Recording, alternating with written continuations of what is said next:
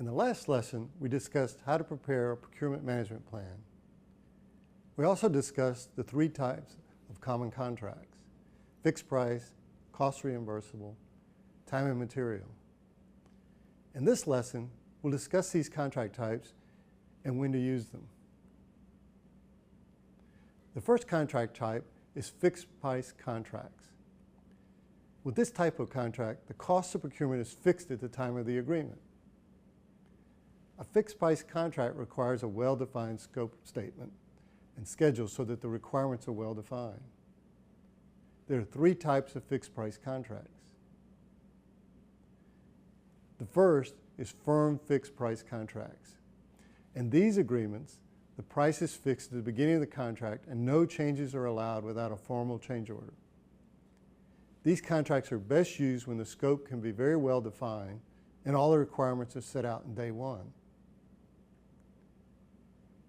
The next type is fixed price incentive fee contracts. These agreements are very similar to the fixed price contracts with one major change. They contain a bonus penalty clause where an additional fee can be earned or a penalty incurred based on a set of very specific criteria. For instance, we may allow additional fee if the item is delivered early or penalize the supplier if the items don't meet certain performance criteria. All of these conditions must be specified at contract award, and they should align with the overall project strategic objectives. And finally, we have fixed price with economic price adjustments contracts. This is a fixed price contract with an adjustment mechanism for specified changes in market conditions. These are appropriate when market conditions can change rapidly. For instance, when copper prices are increasing every week, a contract with this mechanism might be indexed to copper prices so that it automatically adjusts with the price of copper. They're typically used when the risk of changes to a commodity price is so great that no one will supply the requirements without an adjustment. The adjustments are always based on published schedule that all can reference. The key thing to remember about a fixed price contract is that it sets the minimum price you will pay for the goods, services, or results. Change orders may increase the price, but rarely do they result in a reduction. The next general contract type is cost reimbursable contracts. With this type of contract, the seller is paid for all allowable costs plus a fee or markup. These contracts are typically used when the scope is reasonably well known but cannot be complete at contract award. We know it will evolve and change over time. For instance, if we ask someone to construct a custom house, we want them to follow the plan, but we also want to pick our finishes and fixtures as we go. We do not know the total scope at the onset, so we will pay the actual cost of any supplies plus a fee for his time. This is a cost reimbursable agreement. Again, there are three common types of reimbursable contracts. The first is cost plus fixed fee contract. In this approach, the seller is reimbursed for all allowable costs, plus they receive a fee that is fixed based on the baseline cost estimate. In this case, once the fee is fixed, it can only be changed by change order to the project. This incentivizes the seller to reduce the amount of resources they use so that the fee per resource employed is maximized. The next type is cost plus incentive fee contract. This approach is similar to the fixed fee approach, except in this case, the fee is based on achieving certain project goals that are set out in advance, similar to the fixed price with incentive fee case. Again, the key is to make the incentive goals align with the strategic goals of the project and the organization, so the seller is supporting the project as he goes.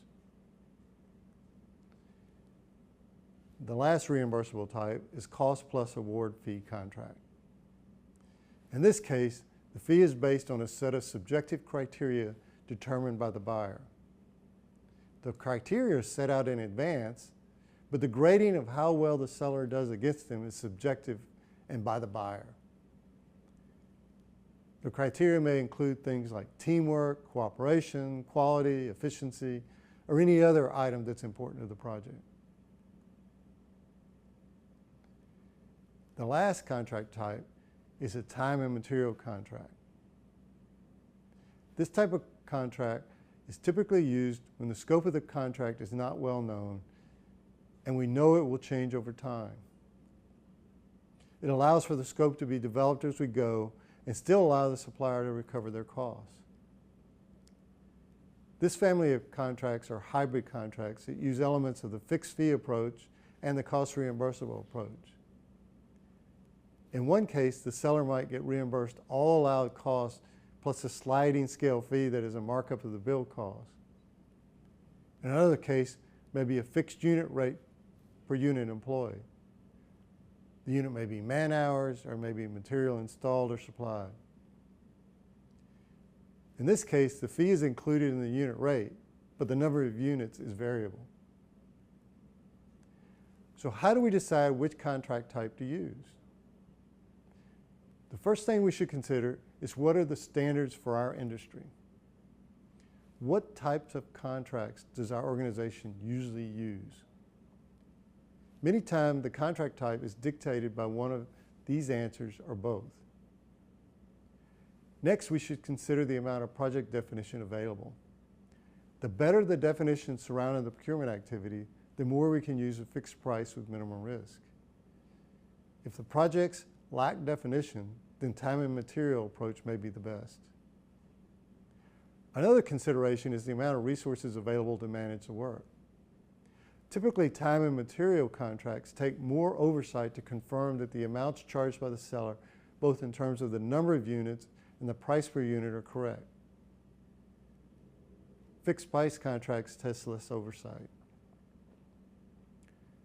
Risk allocation is also important. Fixed price contracts allocate the most risk to the seller. In return, the seller owns the contingency and will likely charge a higher fee to absorb the added risk. Time and material contracts represent the least risk to the seller and the most to the buyer.